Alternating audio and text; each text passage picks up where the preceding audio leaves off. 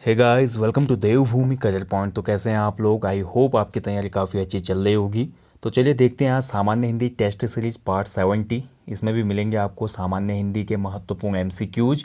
UK triple SC के pattern पर based आपको ये सीरीज़ें मिलती हैं, टेस्ट सीरीज मिलती हैं, जैसे सामान्य हिंदी टेस्ट सीरीज हो गई, उत्तराखंड जी के टेस्ट सीरीज एंड जी के टेस्ट सीरीज। इसके साथ साथ हमारी अन्य सीरीज आती हैं, जैसे उत्तराखंड जी के वन लाइनर्स, इसके साथ साथ उत्तराखंड की महान विभूतियाँ। रिसेंटली आज के टॉपिक में हमने देखा उत्तराखंड की महान विभूतियों में राम सिंह धोनी जी के बारे में। वो वीडियो ज़रूर वॉच कीजिएगा, उसमें बहुत सारे फैक्ट हैं जो कि यूके ट्रिपल एससी में पूछे जा सकते हैं। ठीक है, तो चलिए पार्ट 70 में भी देखते हैं। अच्छे अच्छे क्वेश्चन है। पहला क्वेश्चन आपके सामने है स्क्रीन पे। पुरुषवाचक सर्वनाम के कितने भेद होते हैं? ठीक है, तो देखिए संज्ञा, सर्वनाम, क्रिया, क्रिया विशेषण, विशेषण, यहाँ से बहुत से क्वेश्चन निकल के आते हैं यूके ट्रिपल एससी के एग्ज़ाम में। इसके साथ साथ बहुत से और टॉपिक है जहाँ से क्वेश्चन बनते हैं। अलंकार हो गया, इसके साथ साथ वाक्यांश के लिए एक शब्द हो गया, विलोम शब्द हो गया, संधि हो गया, संधि विच्छेद हो गया। बहुत से टॉपिक है जहाँ से क्वेश्चन बनते हैं। ठीक है, तो आप सभी को एक बार सिलेबस के हिसाब से अपनी तैयारी देखनी चाहिए कि मैं कौन सा टॉपिक क्लियर कर रहा हूँ, कैसे कर रहा हूँ। ठीक है, तो यहाँ पे देखिए पुरुषवाचक सर्वनाम की बात की जाए, पुरुषवाचक सर्वनाम के दोस्तों 3 भेद होते हैं। ऑप्शन सी इसका सही आंसर है। पुरुषवाचक सर्वनाम के कितने भेद होते हैं? 3 भेद होते हैं। कौन कौन से? उत्तम पुरुष, मध्यम पुरुष और अन्य पुरुष। ठीक है, उत्तम पुरुष में आ जाता है मैं, हम, मैंने, हमने, हमारा, मेरा। ठीक है, मध्यम पुरुष की बात करें तो तू, तुम, तुमने, तुझे, तूने, तुमको, तुमसे, ये आ जाता है। और बात करें अन्य पुरुष की, तो अन्य पुरुष में वह, यह, वे, ये, इन, उन, उनको, उनसे, ये सभी आ जाते हैं हमारे अन्य पुरुष में। ठीक है, तो पुरुषवाचक सर्वनाम के कितने भेद? 3 भेद, उत्तम, मध्यम और अन्य पुरुष। ठीक है, चलिए बढ़ते हैं अगले क्वेश्चन की तरफ। बिना पलक झपकाए के लिए एक शब्द क्या होगा? ठीक है, तो बिना पलक झपकाए मतलब एक टकी लगा के देखते रहना बिना पलक झपकाए हुए, तो इसके लिए एक शब्द क्या होगा वाक्यांश के लिए? तो इसका राइट आंसर हो जाएगा दोस्तों ऑप्शन सी। इसको बोलते हैं निनिर्मेश। ठीक है, ध्यान रखेंगे क्या बोलते हैं? निनिर्मेश बोलते हैं इसको। ठीक है, ऑप्शन सी इसका सही आंसर है। अगला देखिए खाड़ी और खारी का अर्थ क्या है? ठीक है, तो 2 यहाँ पे शब्द दिए गए हैं आपको, एक तो खाड़ी दिया गया है, दूसरा खारी दिया गया है। तो बताइए खाड़ी और खारी इन दोनों में क्या अंतर है?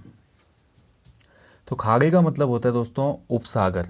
ठीक है, खाड़ी का मतलब जैसे बे ऑफ बंगाल है, मतलब सागर का कुछ उथला भाग बोलते हैं, उपसागर हो गया ये। ठीक है, और खारी का मतलब होता है नमकीन। ठीक है, खारा है, समुद्र का पानी कैसा होता है? खारा होता है ना, तो खारा मतलब नमकीन और खाड़ी मतलब उपसागर। ऑप्शन बी इसका सही आंसर हो जाएगा। चलिए नेक्स्ट क्वेश्चन है, देखिए किला का पर्यायवाची बताइए। तो किला जो होता है हमारा, किले का आपको पर्यायवाची बताना है। ठीक है, आपने इतिहास पढ़ा होगा, इतिहास में बहुत से किले आते हैं, जयगढ़ का किला, भानगढ़ का किला। ठीक है, ऐसे किले उत्तराखंड में भी बहुत से किले देखने को मिलते हैं हमको। ठीक है, तो किले का पर्यायवाची इसमें हो जाएगा ऑप्शन सी कोट। ठीक है, किले का पर्यायवाची क्या होता है? कोट। जैसे आप फॉर एग्जांपल देखिए उत्तराखंड में किला है बाणासुर का किला। ठीक है, बाणासुर का किला कहाँ पे स्थित है? देवीधुरा चंपावत मार्ग में। ठीक है, तो बाणासुर के किले को स्थानीय भाषा में मार कोट भी कहा जाता है। देखिए कोट, मार कोट, तो कोट मतलब किला। अगला देखिए अवरोध और अविरोध का अर्थ क्या होगा? तो 2 शब्द फिर से आ गए, देखिए अवरोध और दूसरा है अविरोध, इनके अलग अलग अर्थ क्या होंगे? ठीक है, तो अवरोध का मतलब होता है रोकना या रोक। ठीक है, और अविरोध का मतलब होता है दोस्तों अविरोध करना, यानी कि मैत्री भाव। ठीक है, मैत्री। अविरोध का मतलब मैत्री, यानी कि हो जाएगा इसका ऑप्शन सी रोक और मैत्री। ठीक है, रोक और मैत्री, ये बिल्कुल सही होगा। चलिए बढ़ते हैं अगले क्वेश्चन की तरफ। की प्रत्यय से बना शब्द कौन सा है इसमें? तो इनमें से कौन सा ऐसा शब्द है जिसके अंत में की प्रत्यय लगा है? ठीक है, प्रत्यय क्या होते हैं? जो शब्द के अंत में जुड़कर उसका अर्थ बदल देते हैं। ठीक है, और उपसर्ग क्या होता है? जो शब्द के प्रारंभ में जुड़कर अर्थ बदलते हैं। तो की प्रत्यय इसमें साफ पता चल रहा है, देखिए और तो किसी में है नहीं, ऑप्शन डी हो जाएगा इसमें कनकी। ठीक है, तो कनकी जो शब्द है दोस्तों इसमें की प्रत्यय जुड़ा हुआ है। ठीक है, कनकी का अर्थ होता है चावल के छोटे दाने। कनकी का मतलब होता है चावल के छोटे दाने या अत्यंत सूक्ष्म पदार्थ। ठीक है, अत्यंत सूक्ष्म पदार्थ के लिए ये शब्द यूज किया जाता है कनकी। अगला देखिए दामोदर साधु किस कवि का एक उपनाम है? बहुत अच्छा क्वेश्चन है। देखिए इनमें से कौन सा ऐसा कवि है दोस्तों या साहित्यकार है जिसका उपनाम दामोदर साधु भी है? तो इसका सही आंसर हो जाएगा दोस्तों ऑप्शन ए राहुल सांकृत्यायन। ठीक है, राहुल सांकृत्यायन जी, इनका एक उपनाम दामोदर साधु भी है। और बात की जाए, देखिए एक क्वेश्चन इनसे प्रीवियस एग्जाम में बन चुका है राहुल सांकृत्यायन जी से। इनका मूल नाम क्या था? मूल नाम यानी कि ओरिजिनल नेम बचपन का। ठीक है, तो इनका मूल नाम था दोस्तों केदार पांडे। क्या था? केदार पांडे। इसको भी याद रखें आप, बहुत महत्वपूर्ण है, पूछा जा चुका है यूके ट्रिपल एस सी में।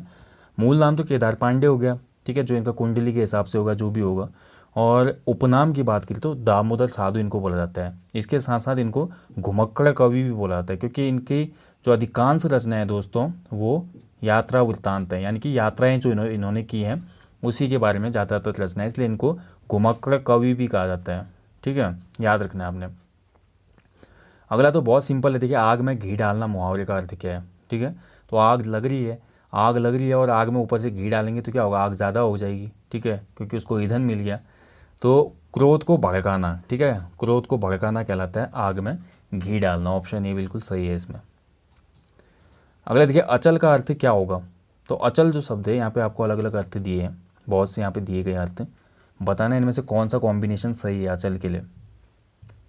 ठीक है, तो अचल के यहाँ पे देखिए दोस्तों राइट आंसर हो जाएगा ऑप्शन सी। अचल का मतलब पर्वत भी होता है, अचल का मतलब गतिहीन भी होता है, और अचल का मतलब अटल भी होता है। बोलते हैं ना वो अचल रहा वहाँ पर अपने प्लेस पे, यानी कि अटल रहा। ठीक है, अचल चलते रहा हो मतलब गतिहीन मतलब अचल रहा हो बिल्कुल ही। गतल, अचल का मतलब चलना मतलब गति, अचल मतलब गतिहीन, रुक जाना मतलब। ठीक है, और अचल का मतलब पर्वत, क्योंकि पर्वत एक ही जगह पर स्थिर खड़ा रहता है ना। आपने देखा पर्वत क्या कभी मूवमेंट करते हैं?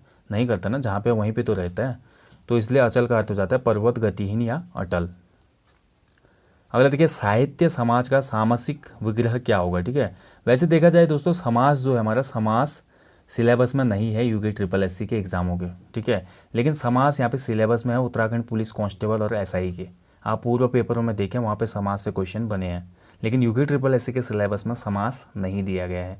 अब यहाँ पे साहित्य समाज का अगर हम सामासिक विग्रह करें तो इसका सही आंसर हो जाएगा ऑप्शन बी, साहित्य और समाज। ठीक है, साहित्य और समाज, ऑप्शन बी। अगर देखिए खून सूखना मुहावरे का अर्थ क्या है? बहुत अच्छा है, ये भी बहुत बार बनता है क्वेश्चन, खून सूखना। ठीक है, तो खून सूखना होता है दोस्तों, देखिए आपने पढ़ा होगा बहुत सी स्टोरीज में होता है, जैसे बाघ सामने आया तो उसका खून सूख गया। ठीक है, और तो इसका राइट आंसर हो जाएगा भयभीत होना। ठीक है, यानी कि डर जाना, ऑप्शन बी। अगला देखिए पहाड़ नामक पत्रिका कहाँ से प्रकाशित होती है? तो पहाड़ पत्रिका बताना है दिए गए विकल्पों में से कहाँ से प्रकाशित होती है ये। तो इसका सही आंसर है दोस्तों ऑप्शन ए, नैनीताल से प्रकाशित होती है पहाड़ नामक पत्रिका। ठीक है, महत्वपूर्ण है दोस्तों। ठीक है, और देखिए पहाड़ से एक और यहाँ पे क्वेश्चन बन निकल के आता है, आज का पहाड़। ठीक है, एक पत्रिका और निकलती है उत्तराखंड में, आज का पहाड़। और आज का पहाड़ जो पत्रिका है ये पिथौरागढ़ जनपद से पब्लिश होती है। ठीक है, पिथौरागढ़ से। अगला देखिए परीक्षा से कौन नहीं डरता, इस वाक्य को सकारात्मक वाक्य में बदलिए। ठीक है, तो यहाँ पे देखिए बस आप पता चल रहा है परीक्षा से कौन नहीं डरता, कौन यानी कि प्रश्नवाचक वाक्य है। अब इस प्रश्नवाचक वाक्य को आपने अफर्मेटिव सेंटेंस में बदलना है, यानी कि सकारात्मक वाक्य में। ठीक है, तो बताइए अब इसमें क्या हो जाएगा? प्रश्नवाचक से कन्वर्ट करके हमने इसको बना देना सकारात्मक वाक्य। तो देखिए दोस्तों इसका जो सही आंसर है वो हो जाएगा यहाँ पे, राइट आंसर क्या हो जाएगा? तो राइट आंसर इसका हो जाएगा दोस्तों परीक्षा से सब डरते हैं। ठीक है, ऑप्शन बी इसका सही आंसर हो जाएगा दोस्तों, परीक्षा से सब डरते हैं। ठीक है, सकारात्मक वाक्य। यहाँ पे ये बोला कि परीक्षा से कौन नहीं डरता, यानी कि डर तो सबको ही लगता है ना एग्जाम से। अब इस कौन वाले को हमने हटा के प्रश्नवाचक वाक्य को कन्वर्ट कर देना है सकारात्मक वाक्य में, तो यहाँ पे हो जाएगा परीक्षा से सब डरते हैं। ठीक है, अगला देखिए कंदरा का पर्यायवाची क्या होगा? दिए गए विकल्पों में से कंदरा का पर्यायवाची आपने बताना है कौन सा होगा। ठीक है, तो कंदरा का पर्यायवाची इसमें हो जाएगा दोस्तों ऑप्शन सी, गह्वर। ठीक है, गह्वर। ठीक है, गह्वर, गुहा, कंदरा। ठीक है, कंदरा, गुहा, कंदरा यानी कि गुफा की बात हो रही है यहाँ पे। तो कंदरा का पर्यायवाची हो जाएगा गह्वर, गड्ढा, अंदर को, भूमिगत। ठीक है, नेक्स्ट देखिए विश्व हिंदी दिवस कब मनाया जाता है? बहुत अच्छा क्वेश्चन है, बहुत बार पूछा गया पूर्व एग्जामों में, विश्व हिंदी दिवस कब मनाया जाता है? तो इसका सही आंसर है दोस्तों ऑप्शन बी, 10 जनवरी को। ठीक है, देखिए प्रत्येक वर्ष 10 जनवरी को विश्व हिंदी दिवस मनाया जाता है। रीज़न क्या है दोस्तों, 10 जनवरी 1975 को 1975 में पहला हिंदी दिवस मनाया गया था। पहला हिंदी दिवस, विश्व हिंदी दिवस मनाया गया था। ठीक है, कहाँ पे? नागपुर में। ये महत्वपूर्ण है, याद रखिएगा। 10 जनवरी 1975 को नागपुर में पहला विश्व हिंदी सम्मेलन हुआ था या हिंदी दिवस मनाया गया था। यहीं से शुरुआत हो जाती है इसकी। ठीक है, 10 जनवरी। और 14 सितंबर की बात करें तो हिंदी को हमारी क्या किया, संवैधानिक मान्यता मिली थी। ठीक है, जो हमारी राजभाषा है उसके रूप में घोषित हुई। तो इसलिए 14 सितंबर को राष्ट्रीय हिंदी दिवस होता है। ये भी याद रखें आप, इसमें कंफ्यूज नहीं होना है बिल्कुल। राष्ट्रीय हिंदी दिवस की बात होती है। अगर सीधे क्वेश्चन बनता है, सिंपली हिंदी दिवस पूछता है, विश्व नहीं पूछता है वो, तो सिंपली हिंदी दिवस होता है 14 सितंबर को। और वहीं पे क्वेश्चन आता है विश्व हिंदी दिवस, तो विश्व हिंदी दिवस 10 जनवरी को होता है। ठीक है, तो दोनों तिथियां आपने याद रखनी है। और तीसरी भी डेट यहाँ पे बहुत महत्वपूर्ण है, 21 फरवरी। 21 फरवरी को देखिए दोस्तों, विश्व मातृभाषा दिवस होता है। कौन सा दिवस होता है? विश्व मातृभाषा दिवस। मातृभाषा नहीं कि मदर टंग। ठीक है, ये भी महत्वपूर्ण है, इसको भी नोट कर लीजिएगा। विश्व मातृभाषा दिवस कब होता है? तो 21 फरवरी को। अगला देखिए, अर्थ का अर्थ क्या होगा। ठीक है, तो अर्थ जो शब्द होता है उसके इनमें से कौन सा कॉम्बिनेशन बिल्कुल सही है जो अर्थ होगा। ठीक है, तो अर्थ के बहुत से अर्थ होते हैं दोस्तों। अर्थ का मतलब होता है धन भी। ठीक है, अर्थ का मतलब होता है प्रयोजन भी। ठीक है, क्या अर्थ है यानी कि क्या प्रयोजन है। और अर्थ का मतलब व्याख्या भी होता है। जैसे हम बोलते हैं कि फला फला शब्द का क्या अर्थ है, तो अर्थ का अर्थ यहाँ पे हो जाता है धन, प्रयोजन, व्याख्या, यानी कि ऑप्शन डी इसका सही आंसर है। ठीक है, कोट और कोटि का अर्थ क्या होता है। ठीक है, तो कोट और कोटि दो यहाँ पे शब्द दिए गए हैं, इनका आपने बताना है ऑप्शन के हिसाब से कौन सा सही अर्थ है। तो कोट और कोटि, देखिए कोट का हम ऊपर पढ़ चुके हैं। कोट का मतलब होता है किला। ठीक है, किले को कोट भी कहा जाता है। तो किला कौन से ऑप्शन में? ऑप्शन सी में है, साफ पता चल रहा है। और कोटि का मतलब होता है करोड़। ठीक है, कोटि का मतलब कोटि कोटि प्रणाम बोलते हैं ना देवताओं को, कोटि कोटि मेरा प्रणाम है, नमन है, यानी कि करोड़ों बार भगवान आपको प्रणाम है मेरा। तो कोट का मतलब किला और कोटि का मतलब करोड़। ठीक है, चलिए बढ़ते हैं अगले क्वेश्चन की तरफ। अगला क्वेश्चन देखिए, तामसिक का विलोम शब्द क्या होगा। ठीक है, बहुत बार पूछा गया है तामसिक। बोलते हैं ना तामसिक भोजन नहीं करना चाहिए।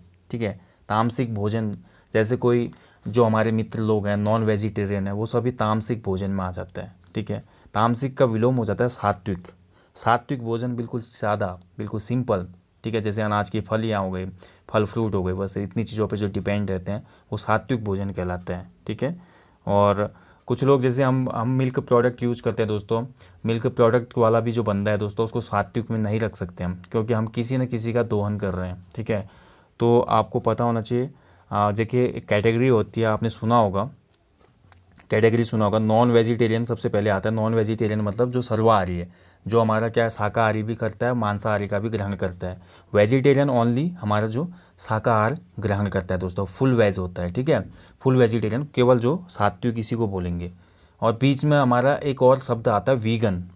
ठीक है, वीगन का मतलब आपने सुना होगा ना, वीगन।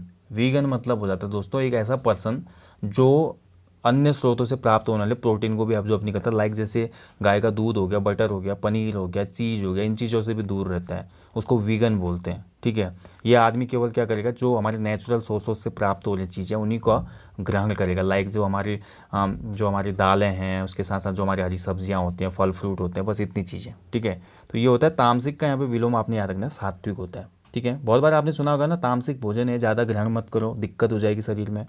सात्विक भोजन करना चाहिए, आदमी को मन शांत रहता है, ऐसी बातें होती है समाज में। इन सभी का अर्थ होता है दोस्तों। अगला देखिए 19वां क्वेश्चन है, 12वां विश्व हिंदी सम्मेलन 2021 में कहाँ पर प्रस्तावित है। तो देखिए 12वां हिंदी सम्मेलन होगा अब। ठीक है, और पहला कहाँ पे हुआ था मैं बता चुका हूँ। पहला विश्व हिंदी सम्मेलन कहाँ पे हुआ था? नागपुर में हुआ था। कब हुआ था भाई? 1975 में हुआ था, 1975 में। ठीक है, और यहीं पे से हमने फिर विश्व हिंदी दिवस मनाया 10 जनवरी को प्रत्येक वर्ष। तो 12वां विश्व हिंदी सम्मेलन जो होगा 2021 में, ये भारत में होगा दोस्तों। ऑप्शन ए इसका सही आंसर है। भारत के मध्य प्रदेश के देवास में ये प्रस्तावित है। देवास एक सिटी है एमपी में, यहाँ पे प्रस्तावित है 12वां विश्व हिंदी सम्मेलन। ठीक है, याद रखिएगा, महत्वपूर्ण क्वेश्चन है। लास्ट क्वेश्चन है देखिए टेस्ट का, कर्मचारियों के उपार्जित अवकाश की स्वीकृति हेतु निकाले जाने वाला पत्र क्या कहलाता है। ठीक है, तो कर्मचारी जितना भी अवकाश उपार्जित कर लेते हैं, उपार्जित का मतलब कमाते हैं, यानी कि मैं 2-3 महीने लगातार ऑफिस गया, उसके बाद मेरी महीने में बाय द वे 2-3 छुट्टियाँ होती हैं, मैंने छुट्टी नहीं ली, तो जितना भी अवकाश मैंने उपार्जित किया है, कमाया है, अब मेरे को छुट्टी चाहिए। तो उस छुट्टी के लिए जो सैंक्शन लेटर आएगा, स्वीकृत जो लेटर आएगा ऊपर से, वो किस तरह का लेटर होता है, कौन सा लेटर होता है, ठीक है। तो कर्मचारियों के उपार्जित अवकाश की स्वीकृति के लिए हमेशा निकलता है दोस्तों कार्यालय आदेश, ऑफिस ऑर्डर निकलता है, ठीक है। यानी कि ऑप्शन ए इसका सही आंसर है, कार्यालय आदेश, ठीक है। परिपत्र क्या होता है आपको पता ही है। परिपत्र एक ऐसा पत्र होता है जो एक साथ अधीनस्थ कर्मचारी को बहुत से ऑफिसेस को, बहुत से लोगों को एक साथ अटैच करके भेज दिया जाता है, ठीक है। टिप्पणी हम पढ़ चुके हैं, किसी विशेष मामले पर प्रकाश डालना टिप्पणी कहलाता है। कोई विशेष मामला है जिस पर कोई फोकस नहीं कर रहा है, तो उसके लिए टिप्पणी लाई जाती है। अनुस्मारक क्या होता है, जैसे किसी ऑफिस ने किसी को पत्र भेज दिया, किसी अधिकारी ने किसी अधीनस्थ अधिकारी को पत्र भेज दिया और उसका जवाब नहीं आया बहुत दिन तक, ठीक है। पत्र तो भेज दिया, अभी तक भी उस ऑफिस ने जवाब नहीं दिया या उस कर्मचारी ने जवाब नहीं दिया, तो उसको फिर से याद दिलाने के लिए, भाई तूने उस लेटर का जवाब नहीं दिया था, क्या है रीज़न, आप जवाब क्यों नहीं दे रहे। तो इस तरह के पत्रों को अनुस्मारक कहा जाता है, ठीक है। तो पत्रों के ये प्रकार हैं, आपको पता होना चाहिए, ठीक है। तो पत्र से हमेशा क्वेश्चन बन रहा है आजकल यूके ट्रिपल एस में और सिलेबस में भी है। पत्र लेखन, जनसंचार, ठीक है। उसके साथ साथ हमारा जो इलेक्ट्रॉनिक मीडिया है, प्रिंट मीडिया है, उसके साथ साथ हमारा बहुत से ऐसे टॉपिक हैं जो हमारी कम बुक्स में है। हिंदी की जो नॉर्मली बुक्स लेते हैं आप, लूसेंट वगैरह या हरदेव बहारी जी की, उसमें बहुत से टॉपिक मिसिंग हैं, ठीक है। तो चैनल पे जल्दी वो टॉपिक कंप्लीट करवा जाएंगे। जनसंचार वाला टॉपिक आप देख सकते हैं, इसी हिंदी की प्लेलिस्ट में है, ठीक है, जनसंचार। और इसके साथ साथ सूचना प्रौद्योगिकी का भी इसमें टॉपिक दिया गया है। बहुत से टॉपिक ऐसे हैं जो यहाँ पे दिए गए हैं, आप उनको, पत्र वाला भी दिया गया है, पत्र लेखन से महत्वपूर्ण जो प्रश्न बनते हैं वो भी दिए हैं, आप देख लीजिएगा, ठीक है। तो चलिए दोस्तों, ये था सामान्य Hindi test series part 70। I hope आपने काफ़ी अच्छा स्कोर किया होगा, ठीक है। 15+ स्कोर आप कर पा रहे हैं, तो इट मीन्स आपकी तैयारी काफ़ी अच्छी है और आप बहुत नज़दीक हैं सिलेक्शन के। बस ये कॉन्फिडेंस अपना बूस्टअप रखिएगा एग्ज़ाम तक और अच्छे से अपनी स्टडी कीजिएगा, खूब सारा रिवीजन करिएगा, अपना ध्यान भी रखिएगा दोस्तों। जल्दी मिलते हैं। जय हिंद, जय उत्तराखंड।